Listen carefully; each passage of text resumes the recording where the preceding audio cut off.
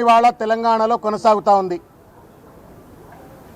రేవంత్ రెడ్డి గారు ప్రజాస్వామ్యబద్ధంగా ప్రజలెన్నుకున్నటువంటి ఒక ముఖ్యమంత్రి కాదు, తాను ఒక నియంత, పోలీసుల పదగట్టాల కింద ప్రజల యొక్క ఆకాంక్షలను అణచివేయచ్చు అనేటువంటి ఒక దుర్మార్గమైనటువంటి ఒక వైఖరిని వాళ్ళు అవలంబిస్తూ సికింద్రాబాద్ బచావో, సికింద్రాబాద్ అస్తిత్వాన్ని కాపాడాలా, సికింద్రాబాద్ సంస్కృతిని కాపాడాలా, దాదాపు 220 సంవత్సరాల చరిత్ర కలిగినటువంటి ఒక సికింద్రాబాద్ పైన నిరంకుశ రేవంత్ రెడ్డి ప్రభుత్వం చేస్తున్నటువంటి ఒక దాడికి వ్యతిరేకిస్తూ ఆ అస్తిత్వాన్ని కాపాడాలని చెప్పని పెద్దలు గౌరవనీయులు శ్రీ తలసాని శ్రీనివాస్ యాదవ్ గారి యొక్క నేతృత్వంలో ధర్నాలకు కాదు పిలిపించింది, దొమ్మీలకు కాదు పిలిపించింది, గాంధీ పద్ధతిలో ఒక శాంతి ర్యాలీ, అది కూడా పార్టీలకు అతీతంగా, రాజకీయాలకు అతీతంగా అన్ని రాజకీయ పార్టీలను, కుల సంఘాలను, వ్యాపార సంఘాలను,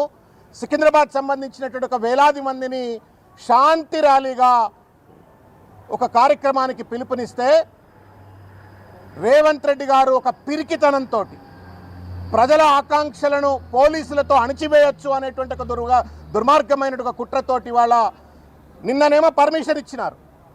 రాత్రికి రాత్రి అర్ధరాత్రి నుండి మొత్తం కూడా వేలాది మందిని బైండ్ ఓవర్లు అని చెప్పని, హౌస్ అరెస్టులు అని చెప్పని అరెస్టులు చేసి వాళ్ళ ఆఖరికి తెలంగాణ భవన్ వద్ద ఉన్నటువంటి ఒక కేటీఆర్ గారిని, తలసాని శ్రీనివాస్ యాదవ్ గారిని, శాసన మండలి సభ్యులను, ఎమ్మెల్యేలను అందరినీ కూడా మేము డిటైన్ చేస్తామని చెప్పని వాళ్ళ వందలాది మంది పోలీసులను మోహరించి ఒక బెదిరింపు రాజకీయాలకు, బెదిరింపు పరిపాలనకి ఇవాళ రేవంత్ రెడ్డి గారి ప్రభుత్వం పాల్పడతా ఉంది.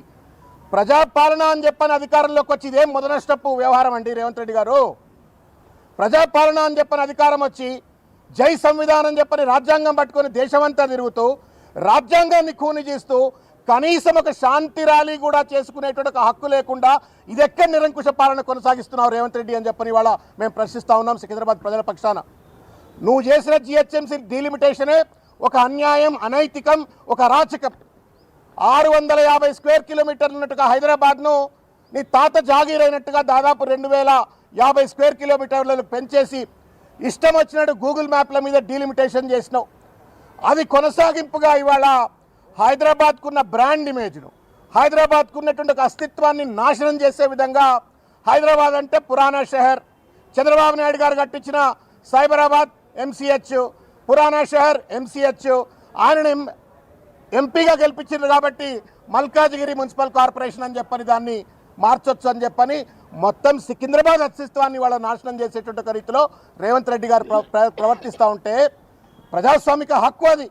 220 సంవత్సరాల చరిత్ర కలిగినటువంటి ఈ యొక్క సికింద్రాబాద్ను కాపాడమని చెప్పని కోరుకోవడం నేరమా రేవంత్ రెడ్డి గారు?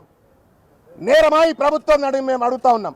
శాంతి ర్యాలీ చేయొద్దని చెప్పని మహాత్మా గాంధీ చెప్పిండా, రాహుల్ గాంధీ చెప్పిండా, సంవిధానం చెప్పిందా? ఇది ఎక్కడ అనుముల రాజ్యాంగమా, అంబేద్కర్ రాజ్యాంగమా? నేను అడుగుతా ఉన్నాను రేవంత్ రెడ్డి గారిని. నువ్వు ప్రతిపక్ష నాయకుడిగా ఉన్నాయి, ఎన్నిసార్లు నువ్వు జలవిహార్ నుండి ఇందిరాగాంధీ విగ్రహం వరకు మార్షాల్ని పట్టుకొని ప్రదర్శనలు చేయలేదు? అయాలున్న ప్రభుత్వం నేను ఈ రకంగానే పోలీసులతో అణచివేతకు పాల్పడ్డదా? ముఖ్యమంత్రి హోదాలో కూర్చొని ఈడీ ఆఫీస్ దగ్గర, సిబిఐ ఆఫీస్ దగ్గర నువ్వు ధర్నాలు చేస్తుంటే పోలీసులు ఏమైనా వద్దన్నారా? మరి నీకొక రూల్ ఏంది, మాకొక రూల్ ఏంది? తమాషా నడుస్తూ ఉంది ఈ రాజ్యంలో. ప్రజాస్వామ్యం లేదా? పోలీసులతోటి ఇష్టం వచ్చినట్టు జర్నలిస్టులు అరెస్ట్ చేస్తారు, పోలీసులతోటి అపోజిషన్ పార్టీని అణచివేతకు గురి చేస్తారు, నువ్వు విద్యార్థులను అరెస్ట్ చేసే ప్రయత్నం చేస్తారు. ఎక్కడికక్కడ అడ్డమైన కేసులు పెట్టి వాళ్ళ ఒక నియంతృత్వ పాలన కొనసాగిస్తున్న రేవంత్ రెడ్డి, నీ తగిన మూల్యం చెల్లించుకుంటావు, తగిన మూల్యం చెల్లించుకుంటావు. నీకంటే పెద్ద పెద్ద నియంతలు ఈ దేశంలో వచ్చిండ్రు, పోయినరు. నువ్వేదో నియంత, నువ్వేదో గుత్తదారు, పోలీసులంతా నీ కింద పనిచేసేటువంటి ఒక మొత్తం కూడా నీ సేవకులు అన్నట్టుగా వ్యవహరిస్తూ వాళ్ళ ప్రతిపక్ష గొంతును, ప్రజల ఆకాంక్షలను అణచివేయాలనే ప్రయత్నం చేస్తూ ఉన్నావు. నేను ఒక విషయం చెప్పదలుచుకున్నా. 1800 సెంచరీలో ఔరంగజేబ్ గోల్కొండ మీద దండయాత్ర చేసిండు. ఆ రోజు ఉన్నటువంటి ఒక రాజు అబ్దుల్ హసన్ షా అని చెప్పని ఆ రాజును బందీ చేసి ఆ అబ్దుల్ హసన్ షాను హతమార్చి హైదరాబాద్ పేరును దారుల్ జిహాద్గా మార్చి కుట్ర చేసిండు. ఇవాళ రేవంత్ రెడ్డి కూడా తననేదో మల్కాజ్గిరి ప్రజలు గెలిపించిండ్రని, హైదరాబాద్ అస్తిత్వాన్ని సర్వనాశనం చేయాలని చెప్పని, హైదరాబాద్ అంటే పురాణ షహర్ మాత్రమే అని చెప్పని లిమిట్ చేసే విధంగా సైబరాబాద్ అంటే చంద్రబాబు నాయుడు గారు కట్టించింది కాబట్టి ఆయనకు నజరానగా దానికి ఒక మున్సిపల్ కార్పొరేషను, ఆయనను గెలిపించింది కాబట్టి మల్కాజ్గిరి మున్సిపల్ కార్పొరేషన్ అని చెప్పని మార్చివేసి ఇవాళ ఔరంగజేబ్ ఎట్లయితే హైదరాబాద్ను దారుల్ జిహాద్గా మార్చే కుట్ర చేసిండో రేవంత్ రెడ్డి కూడా ఇవాళ సికింద్రాబాద్ను పూర్తిగా కూడా మల్కాజ్గిరిలో కల్పించే చరిత్ర 220 సంవత్సరాల చరిత్ర కలిగినటువంటి ఒక సికింద్రాబాద్ను నామరూపాలు లేకుండా చేయాలని కుట్ర చేస్తూ ఉండు. నిరసన మా హక్కు, రాజ్యాంగం ఇచ్చిన ఒక హక్కు ఇది. ఈ హక్కును కాలరాసేటువంటి ఒక ఔచిత్యం ఎక్కడదని చెప్పని వాళ్ళ ప్రశ్నిస్తూ నువ్వు ఎన్ని పోలీసుల పదగట్టాల కింద కేసులు పెట్టినా అణచివేతకు గురి చేసినా సికింద్రాబాద్ ఆకాంక్షను మాత్రం వదిలిపెట్టాం.